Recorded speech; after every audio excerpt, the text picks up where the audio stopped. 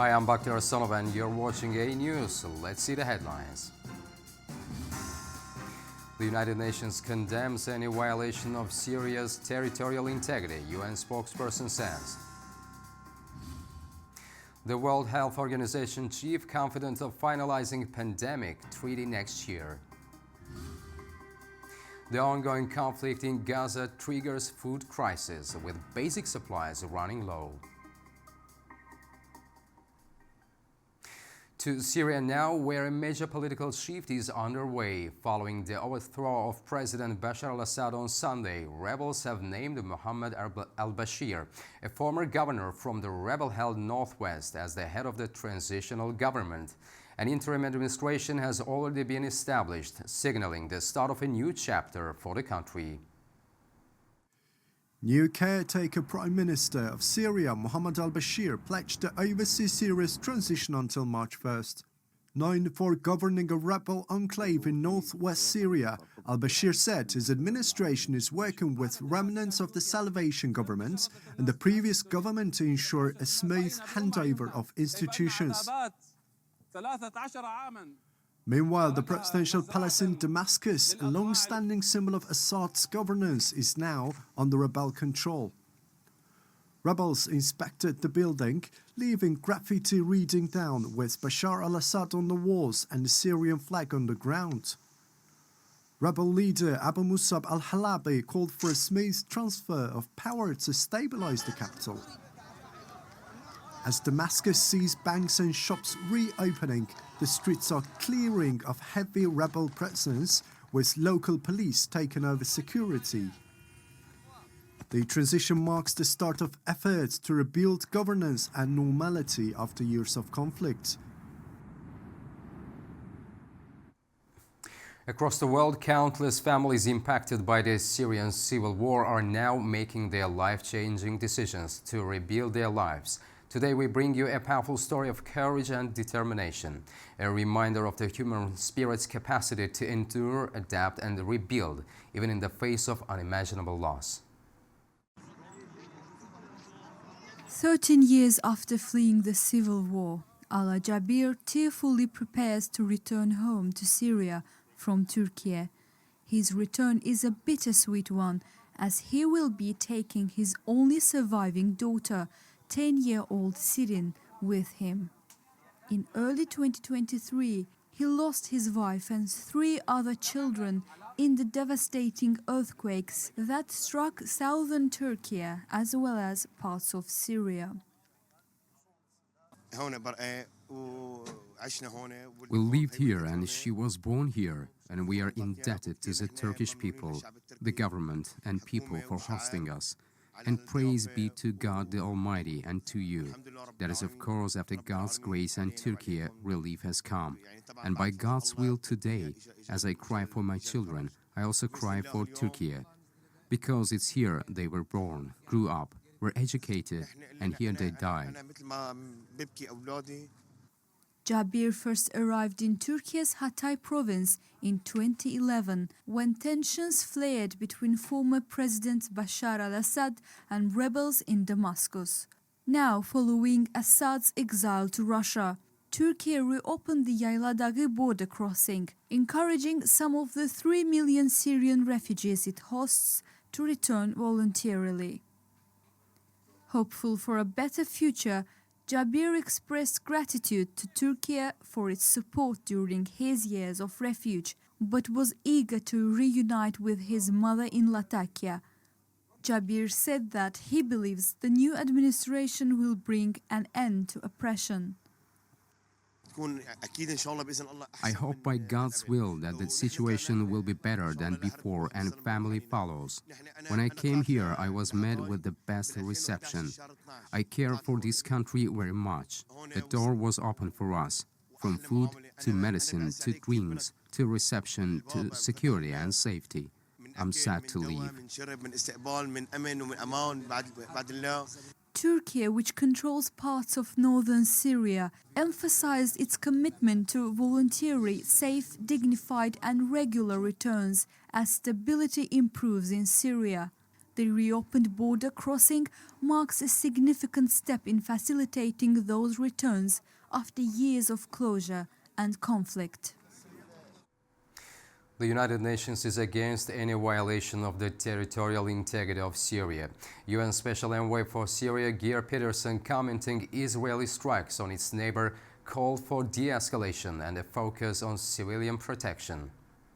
He added that the transformation of Syria must remain inclusive to avoid further conflict, stressing that actions from international actors must not undermine the country's future stability. UN spokesperson Stefan Dujarric also emphasized that Syria must be allowed to determine its own path, free from external interference. It is very clear that we stand against any violation of the territorial integrity of Syria. We are against these types of attacks. I think this is a turning point for Syria. It should not be used by its neighbors to encroach on the territory of Syria. It should be used by all those in the region and beyond to support the Syrian people so they can choose their own path, so they can work on a transition that is Syrian-led, that is Syrian-owned, that is inclusive, where all the minorities, the myriads of minorities that are in Syria feel safe and feel they are part of the Syrian nation. Turkish President Recep Tayyip Erdogan expressed hope that the new post-Assad administration in Syria will continue with an approach that encompasses and embraces all sectors of Syrian society. President Erdogan has emphasized Turkey's strong support for the Syrian people following the recent ouster of Bashar al-Assad. Erdogan said Turkey wholeheartedly believes Syrians will succeed in rebuilding their future. He also highlighted the devastation that left behind by the Assad rule. The evil that has been sustained in Syria for 61 years with blood and tears has now come to an end. God willing, the hardest period in this country is now behind us from Sunday. We cannot allow Syria to be divided again. Any attack on the freedom of the Syrian people, the stability of the new Syrian administration, or the integrity of Syria's ancient lands will find us standing alongside the Syrian people. The ongoing conflict in Gaza has triggered a food crisis, with basic supplies like flour running low. Displaced Palestinians are struggling to secure food as prices soar and food distribution networks collapse. In Gaza, with food resources becoming increasingly scarce and many unable to prepare meals at home, violent incidents have broken out. On November 29, a tragic stampede occurred in Deir al-Balah in central Gaza when a large crowd rushed to buy crackers. The chaos resulted in the deaths of 2 women and a child, highlighting the desperate situation faced by many. In Khan Yunis, southern Gaza, people, including 70-year-old displaced Palestinian Nabil Bassioni, have waited for hours at food shops to buy some crackers. I've been standing here for more than 3 hours, but I still haven't bought any crackers. I can only go back to my children with nothing. The shortage has forced many food stalls in southern Gaza to close, and prices have surged dramatically, with crackers now costing nearly 32 times more than before the recent conflict. Qatar has resumed its mediation efforts to secure a ceasefire in Gaza, aiming for a truce and a possible hostage exchange. The country's foreign ministry spokesman emphasized ongoing talks and the importance of involving all parties in the negotiations. Qatar's involvement in mediating a ceasefire in Gaza has gained renewed momentum, with the country actively engaging in discussions with relevant parties. According to Majid bin Mohammed Al Ansari, a spokesman for Qatar's foreign ministry, recent developments have shown some positive factors that could help advance negotiations. However, while the atmosphere surrounding the talks is more favorable, Al Ansari emphasized that these positive signs do not guarantee that a solution will be reached. We do believe that it's not useful to say that pressure should be on one party, not the other. We need to pressure both parties into an agreement. Qatar had suspended its mediation efforts in November, citing the lack of seriousness from both Hamas and Israel in their discussions over a ceasefire and hostage release. The World Health Organization's Director General Tedros Adhanom Ghebreyesus has expressed confidence that a global pandemic agreement will be finalized by May 2025, despite concerns over United States participation under President-elect Donald Trump. For the past 2 years, 194 members of the World Health Organization have been negotiating over the pandemic agreement. Its aim is to increase global cooperation in preventing and managing future health crises after recognizing failures during COVID-19. Despite setbacks, the WHO is hopeful that a deal can be concluded in time for the World Health Assembly next May. However, there are concerns that the Trump administration, which has previously questioned international health agreements, may not support the deal. WHO Director General Tedros Adhanom Ghebreyesus remained optimistic. He reassured that the WHO's partnership with the United States has been successful for many years. We're ready to work together. And the relationship between WHO and the US, the United States, has been actually a good model of partnership and has been partnering for many years. And we believe that that will be the case. And I believe, the US leaders understand that, the US cannot be safe unless the rest of the world is safe. An initial attempt to seal an agreement failed this year, and diplomats see a deal, which right-wing commentators say would undermine sovereignty, as less likely under Trump. The White House has condemned the devastating massacre in Haiti that has left nearly 200 people dead. The attack took place in Haiti's Cité Soleil neighborhood over the weekend, was reportedly ordered by a gang leader, accusing others of using witchcraft against his child. Most of the victims were elderly residents. Gangs have taken control of large parts of the country, fueling violence, kidnappings, and food shortages as political instability continues to worsen the crisis. The White House has officially urged the international community to support efforts to restore security in Haiti. We are horrified by the reporting that nearly 200 people in Haiti were needlessly massacred, as you just stated, by self-serving criminal gang members. And so we strongly condemn this vicious and criminal act.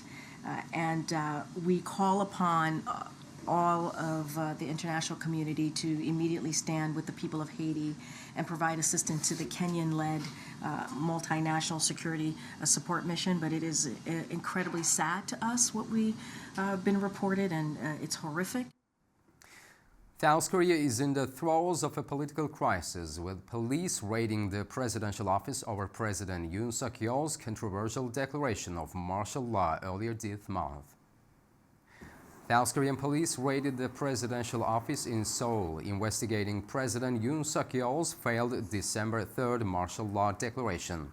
Top police officials have been arrested for allegedly blocking parliament from lifting the order. President Yoon, who apologized on December 7th, is under investigation for insurrection and banned from leaving the country, but wasn't present during the raid. Turkey's domestically developed armed drone, the Bayraktar TB2, has reached a historic milestone, surpassing 1 million flight hours. This achievement makes it the first Turkish aircraft to reach this mark. Since entering service in 2014, the TB2, developed by Baykar, has been a key player in global military operations, traveling a distance equal to 150 million kilometers. Its success solidifies it as Turkey's longest-serving national air platform. Baykar has positioned Turkey as the world's largest exporter of armed drones, holding 65% of the global market.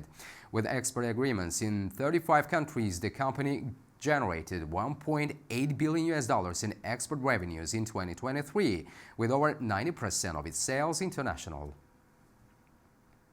Nobel Prize ceremonies took place in Oslo and Stockholm, with global leaders and distinguished guests honoring this year's laureates. The Nobel Peace Prize ceremony took place at Oslo City Hall, an historic venue known for its long-standing tradition. This year's Nobel Peace Prize was awarded to Nihon Hidankyo, a Japanese organization founded in 1956. The organization, which represents the survivors of the Hiroshima and Nagasaki bombings, is committed to abolishing nuclear weapons and promoting a world free of nuclear threats.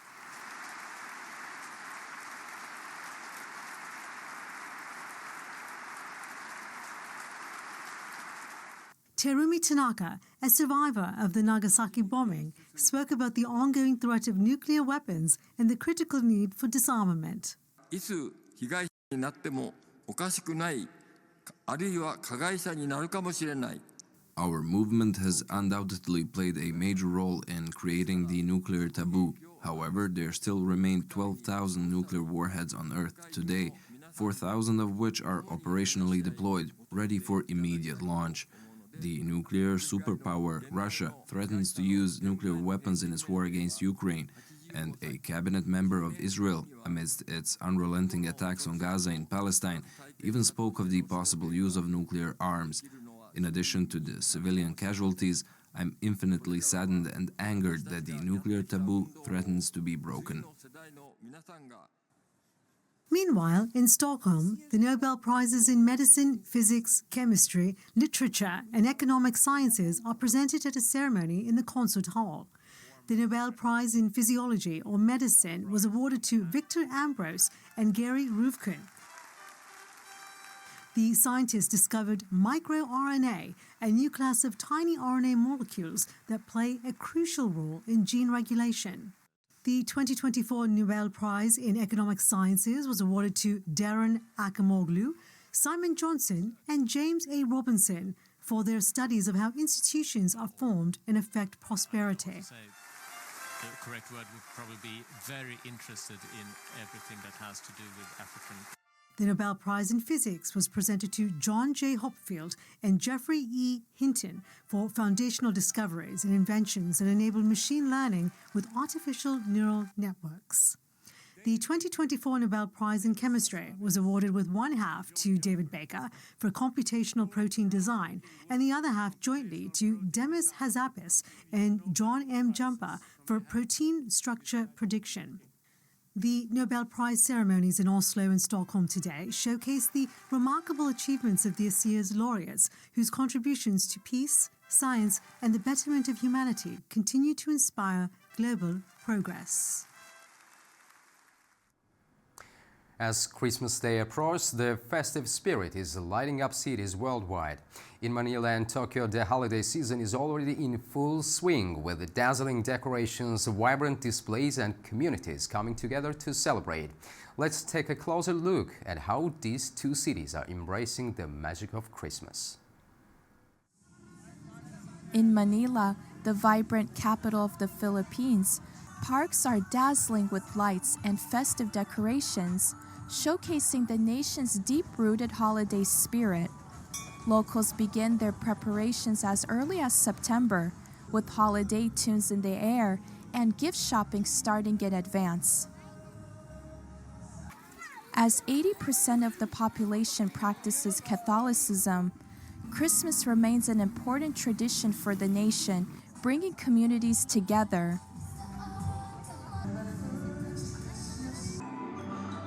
In Japan's capital, Tokyo, both locals and tourists embrace the holiday season with art displays and light illuminations.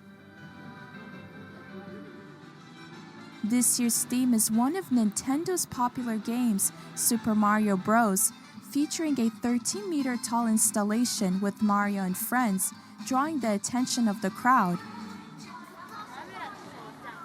While Christmas in Japan is not a religious holiday, it has become a widely embraced cultural event with a focus on festive decor, romantic outings, and shared meals.